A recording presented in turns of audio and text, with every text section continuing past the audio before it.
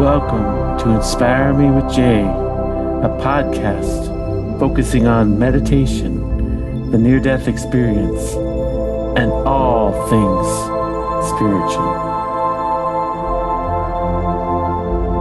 Hello, this is Jay Spose with Inspire Me with Jay.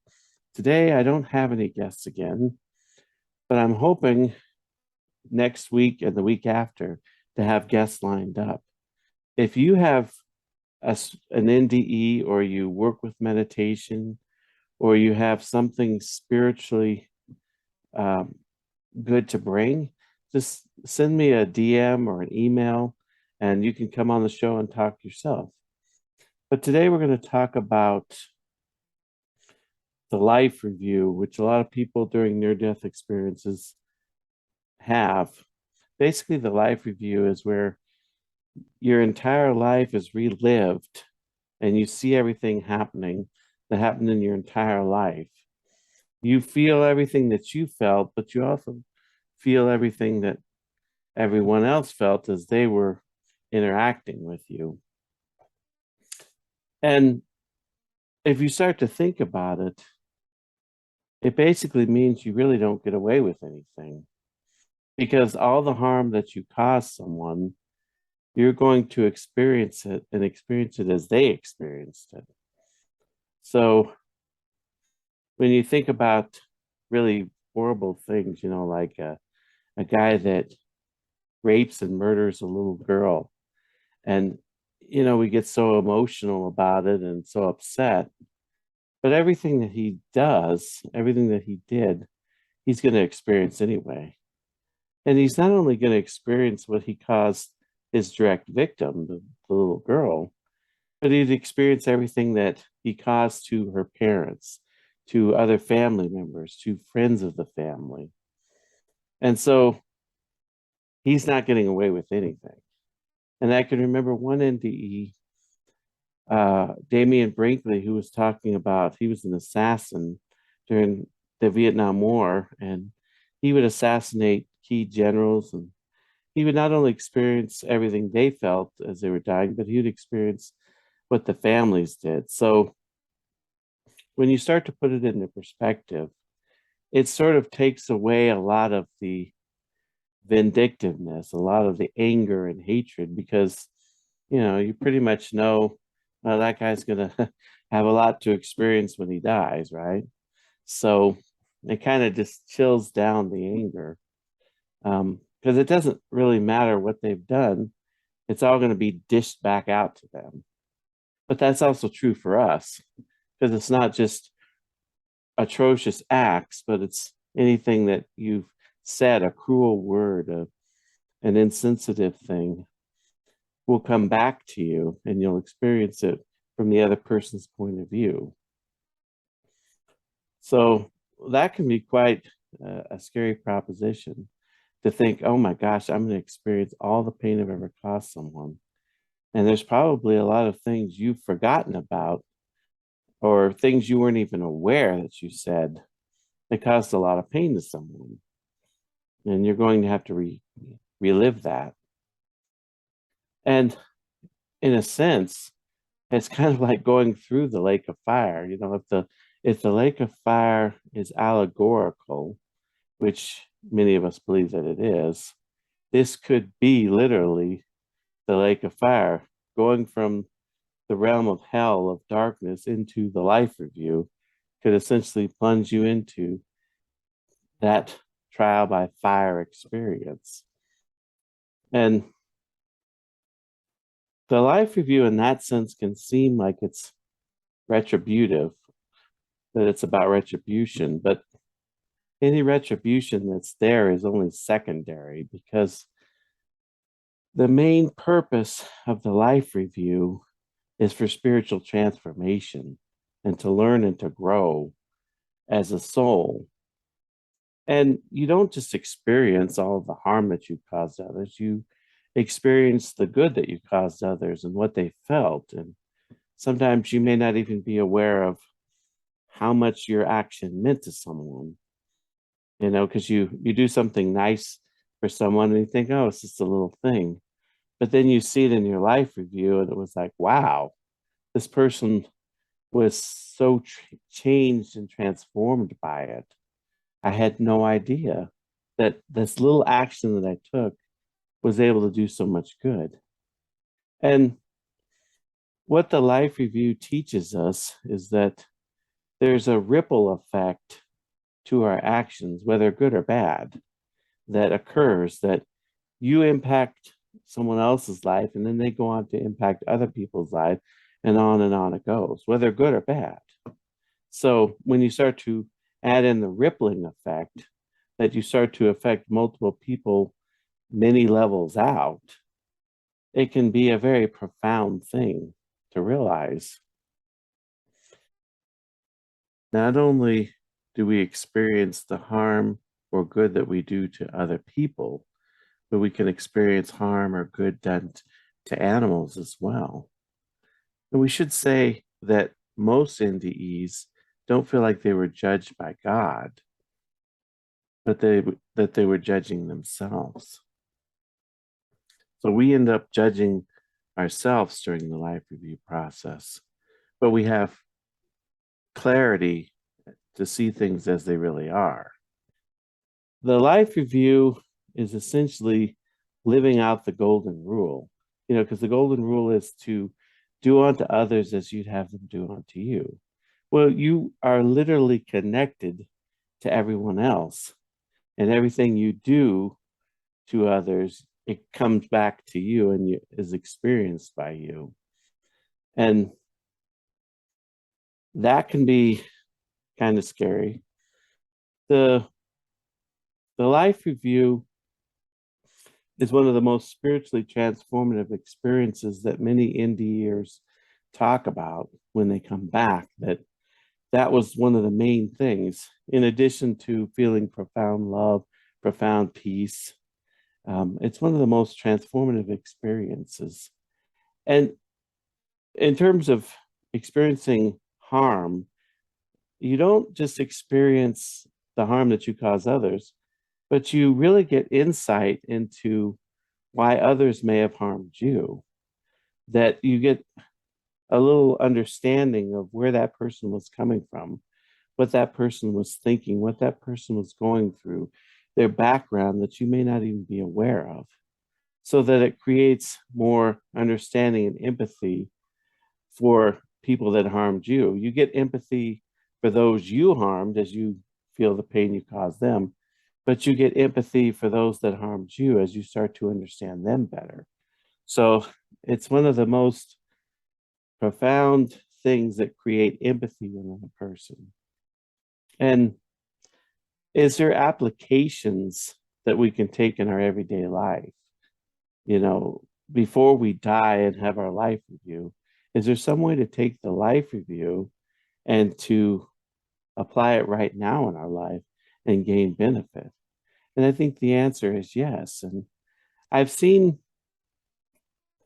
sort of ideas playing with the idea of the life review. Like, I remember watching a Star Trek episode, I think it was a Deep Space Nine, where they thought this person had killed someone and they were on a different planet, and their system of justice, what they would do is they would implant the memory into the person, and every few hours they would re-experience what their victim went through to help create change. Now, it came out later that he didn't do it, and they ended up taking the implant out. But conceptually, is it possible that we could create some kind of virtual reality, high-tech thing that could help us feel what we cause to other people? Think of the criminal justice aspect of this, that how it could help to rehabilitate criminals, how it could be used with small children to help them gain greater empathy very early on. And there's a lot of high-tech applications that may come in the future, sort of applying this kind of understanding, sort of literally being able to put yourself in someone else's shoe and experience what they experience when you do a good or a bad action. That it could be one of the most transformative things we could use in this life, even before we die. And I've seen another thing too, where they have programs where prisoners will be lined up with victims of crime, and they'll sit there and listen to their experience and try to gain a level of empathy as they connect with the victims. Obviously, you don't feel it in the same way as you would in a life review. Like, I can't get in your heart and in your soul and feel what you are feeling in that sense, but I can see the pain in your voice, the pain in your eyes, the tears, the emotions that you're having, and at least maybe on that level I can create some level of empathy with you that way. And that's sort of like a life review technique that they're sort of incorporating in prisons now. And one thing you think about is, what about people that are psychopaths and sociopaths? Because I've had that thought too, is um, could they be helped by the life review? And what I found as I started researching it is that sociopaths and psychopaths aren't necessarily devoid of any conscience. They just have a very weak conscience. And there's a difference between sociopath and psychopath.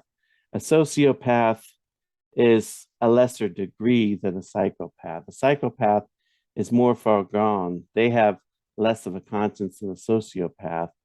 And the only difference I can really see is sort of a level of degree.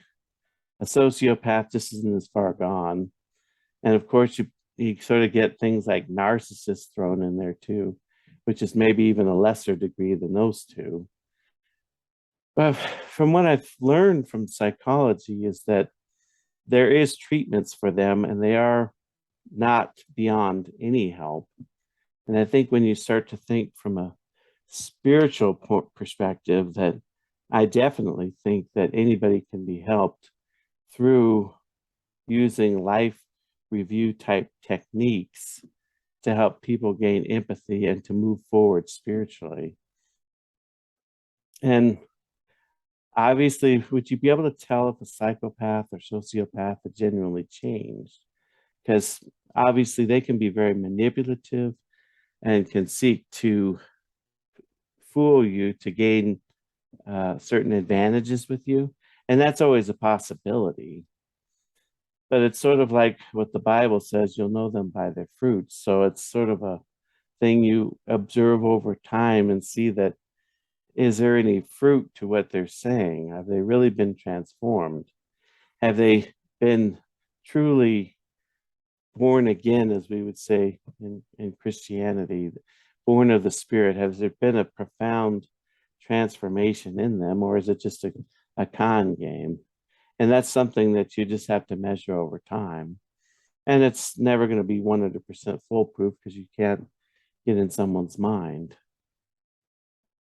I think one of the ways that we as individuals can use the life review right now is through the practice of meditation, to start incorporating life review techniques into meditation. And that's what I started to do, is that I basically asked God to help me review things in my life, bring things back to memory.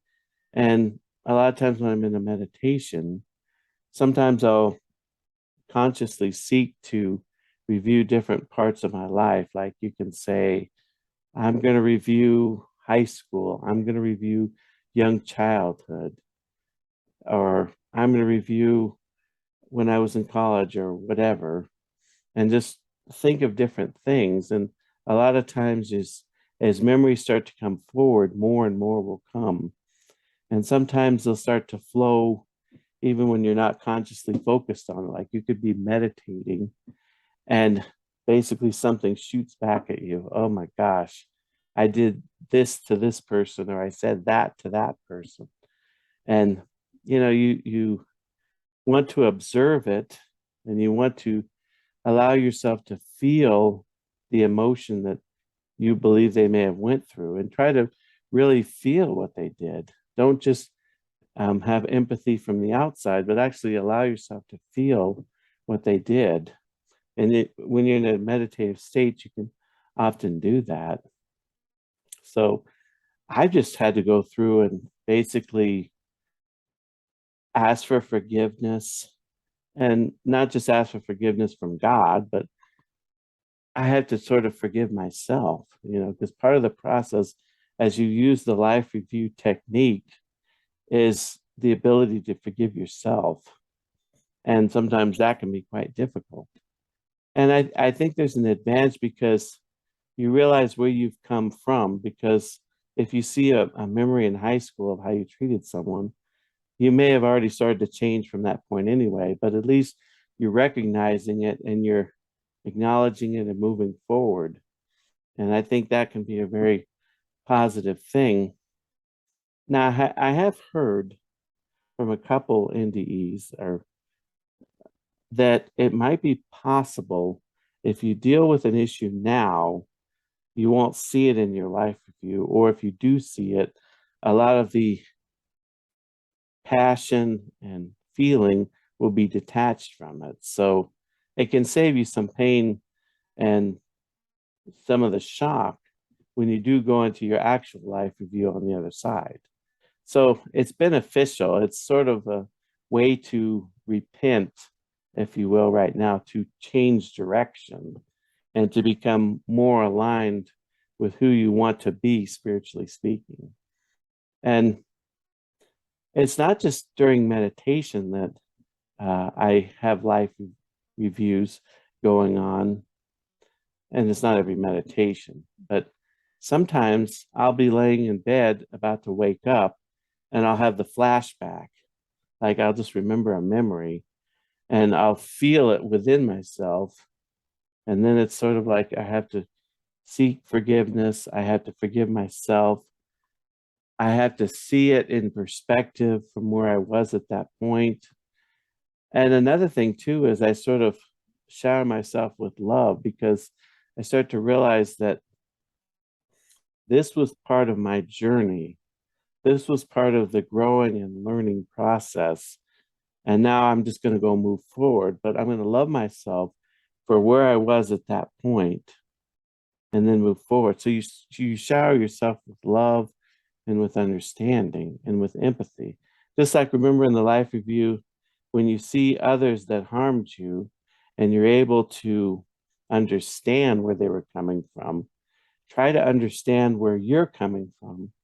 If you're having a life review in a meditation, or in that initial step when you're waking up in the morning and you get a flashback, try to understand where you were in that moment and have some empathy for yourself. And sometimes with this life review, it can be multidimensional too. It's not just all the harm I've caused others. Try to think of some good that you've done and try to allow yourself to feel possibly what another person felt as they experience good coming from you. Or if someone harmed you, try to look within in that meditative state and understand why they did what they did and gain empathy for them. And you can start this spiritual transformation right now in meditation without having to die first or have a near-death experience yourself. And so I would just encourage you today, if you have a meditation practice that you do, try to slowly start incorporating the life review process into the whole scheme of things. And I wanted to tell you too, my book, Walk as Children of the Light, is available on Amazon and barnesandnoble.com. So check it out. There's a link below to Amazon. And I'll just see you next week. Thanks for watching.